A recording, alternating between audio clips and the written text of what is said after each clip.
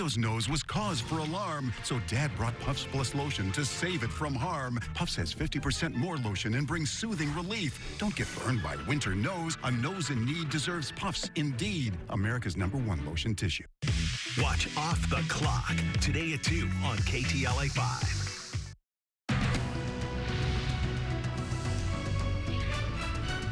Now at noon, the death toll is climbing and a humanitarian crisis unfolding as the war between Israel and Hamas rages for a 5th day. Thanks for joining us for the KTLA 5 News at Noon. I'm Glenn Walker. And I'm Lou Parker. More than 2,200 people have been killed, including 22 Americans. We have a team of reporters covering the growing conflict in the Middle East. Lauren Lister standing by with more on a social media warning tied to the war. First, though, Karine Winter live at the News Center with the latest details. Karine? Continues to hammer Gaza with airstrikes. President Biden confirming today Hamas has taken some Americans hostage. He's now seeking additional funds from Congress. This would be for military aid for Israel. A warning now that some of the images that you're about to see, they are disturbing. A 5th day of fighting and bloodshed. Sirens blare during a rocket attack on southern Israel today as people run for cover in shelters.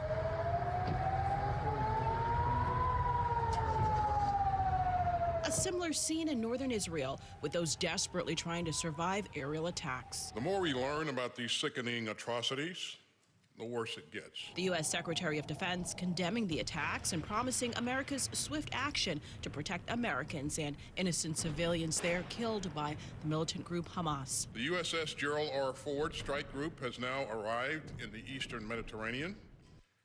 We've also moved to extend U.S. Air Force fighter squadrons in the region, and the Department of Defense stands fully ready to deploy additional assets if necessary. Both Hamas and Israeli forces continue to exchange airstrikes.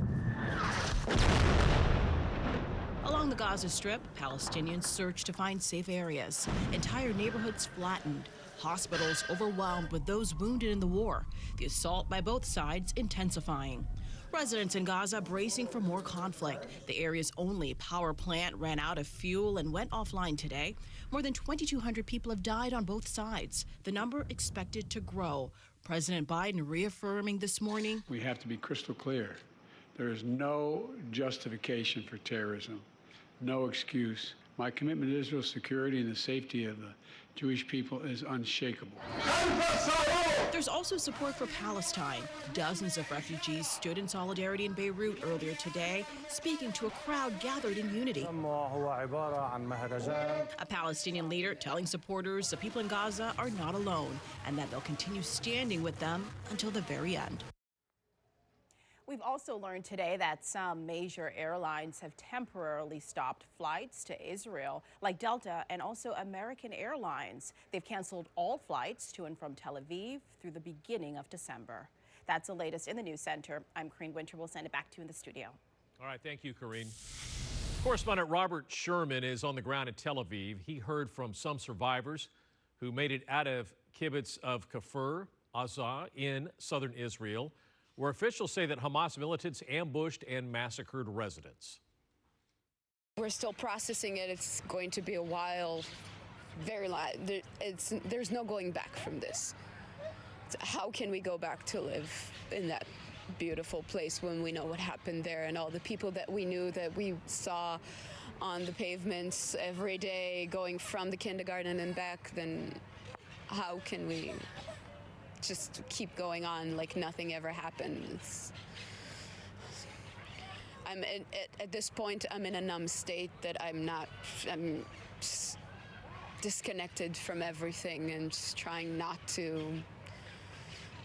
There aren't any good news that come from the people that we've lost communication with, but there's still just a semblance of hope.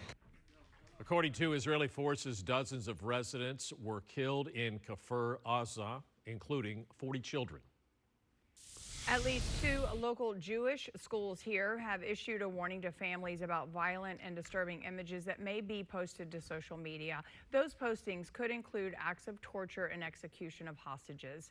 KTLA 5's Lauren Lister live in Hollywood with more details on this. Hi, Lauren. Hi, Lou. Hamas is holding as many as 100